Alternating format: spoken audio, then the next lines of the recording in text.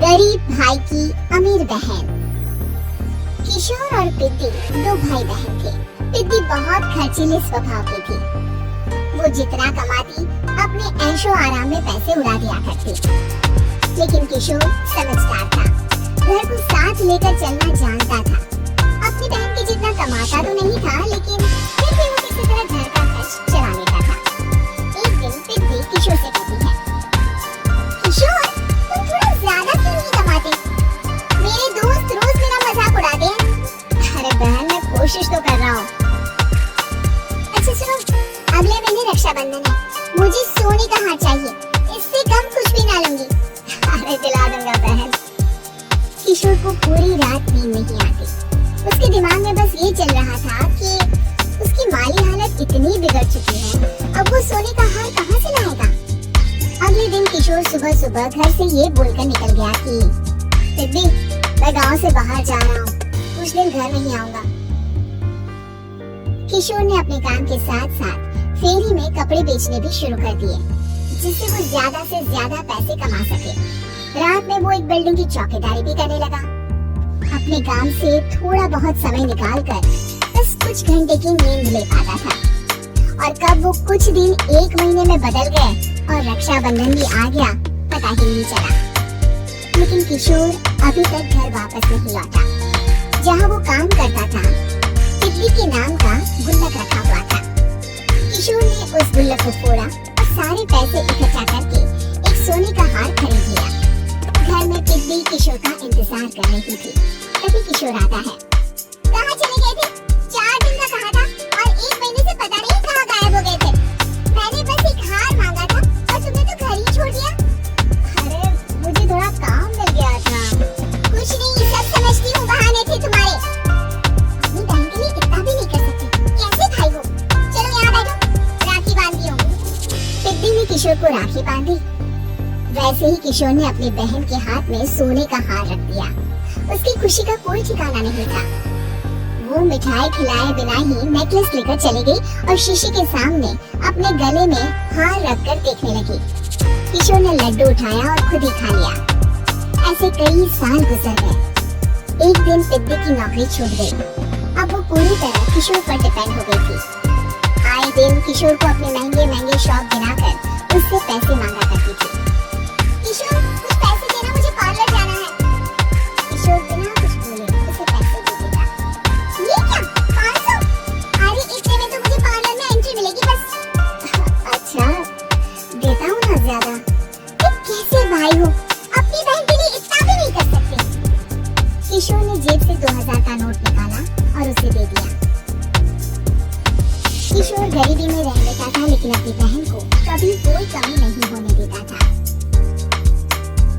बेटा, पिद्दी तुम्हारी बहन है, उसे कभी किसी चीज की कमी मत होने देना और उसका ध्यान रखना, क्योंकि भाई का फर्ज होता है अपनी बहन का ध्यान रखना। किशोर ने माँ की कही ये बात हमेशा के लिए याद कर ली थी। शायद माँ की इसी बात की वजह से किशोर पिद्दी की हर जिद पूरी करता चला आ रहा था। किशोर, आज मैं अपने दोस्तों के साथ पार्टी करने जा रही हूँ, मुझे कुछ पैसे दो ना। किशोर पिद्दी को समझाता है, लेकिन पिद्दी नाराज होकर चली गई और अपने कमरे में सुबह सुबह कर रोने लगी। किशोर अपनी जेब से कुछ पैसे निकालता है और पिद्दी को दे देता है। किशोर खुद कभी अच्छे कपड़े नहीं पहनता, लेकिन पिद्दी को राजकुमारी की तरह रखता। पिद्दी के जाने के बाद किशोर अपने काम पर निकल गया। एक तरफ पिद्दी अपने दोस्तों के साथ मस्ती कर रही थी, तो वहीं दूसरी तरफ किशोर पैसे कमाने के लिए कड़ी मेहनत कर रहा था।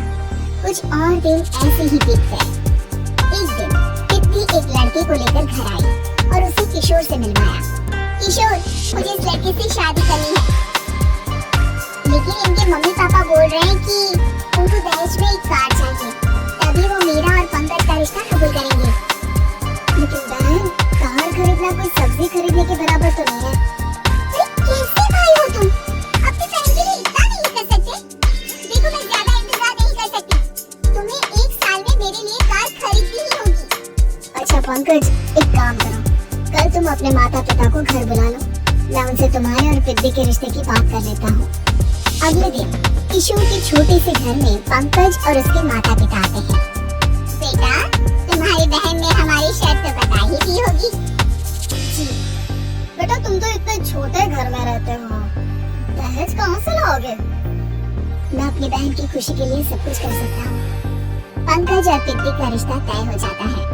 किशोर अब अपनी क्षमता से 4 गुना ज्यादा काम करने लगता है। सुबह सबके घरों में न्यूज़पेपर फेंकता, दिन में मजदूरी करता और रात में चौकीदारी करता। खूब मेहनत करके किशोर ने अपनी बहन की शादी के लिए पैसे जुटा लिए। उसने अपनी बहन के लिए कार खरीद ली। जब वो पिद्दी के ससुराल वालों से मिलने गया तो उन्होंने किशोर से और पैसों की मांग की। इस बार किशोर हार चुका था। पिद्दी माफ करना, मैं तुम्हारी शादी उस लड़के से नहीं कर सकता। वो लालची लोग हैं, उन्हें सिर्फ पैसों से मतलब है। देखो किशोर, मैं पंकज से ही शादी करूंगी। क्योंकि पिद्दी ने तो किशोर की बात न मानने की जैसे कसम खा रखी थी। किशोर ने पंकज को घर बुलाया। पंकज, तुम अपने माता पिता को समझाते क्यों नहीं हो? भैया, वो हमारी शादी के लिए मान गए। मेरे लिए तो यही बहुत बड़ी बात है। हम एक काम कर सकते हैं, दहेज की रकम में से कुछ पैसे मैं आपको दे देता हूँ। अरे लेकिन समाज वाले क्या कहेंगे? अरे जब दुनिया को पता चलेगा तब ना।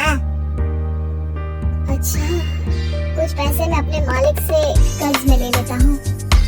कुछ पैसे पंकज देता है, कुछ वो कर्जा लेता है और अपनी उम्र भर की कमाई वो अपनी बहन की शादी में लगा देता है। आखिर में पंकज और पिद्दी की शादी हो जाती है। पिद्दी की विदाई के बाद किशोर बिल्कुल अकेला पड़ जाता है। अब उसका कमाने में भी मन नहीं लगता। उधारी वाले रोज घर में आकर बैठ जाते हैं। अरे किशोर, अब तो पिद्दी की शादी को 5 साल हो गए, अब तो हमारा पैसा लौटा दो। चाचा, पिद्दी के जाने के बाद किसी भी काम में मन नहीं लगता। अरे तो हमारा पैसा कैसे वापस मिलेगा? जी, कुछ करता हूँ मैं। किशोर के ऊपर बहुत सा कर्जा चढ़ गया था, इसलिए उसने तय किया कि वो ये घर बेचकर सबके पैसे लौटा देगा। अगली सुबह शहर के किसी साहूकार को उसने अपना घर बेच दिया और सबके पैसे लौटा के वो गांव छोड़कर चला गया। पिद्दी ने शादी के बाद कभी अपने भाई का हाल तक नहीं पूछा। किशोर को फर्क नहीं पड़ता था, बस ससुराल में उसकी बहन खुश है ये जानकर उसे खुद की खुशी मिलती थी और ये सोचकर कि उसने माँ से किया हुआ वादा पूरा कर दिया।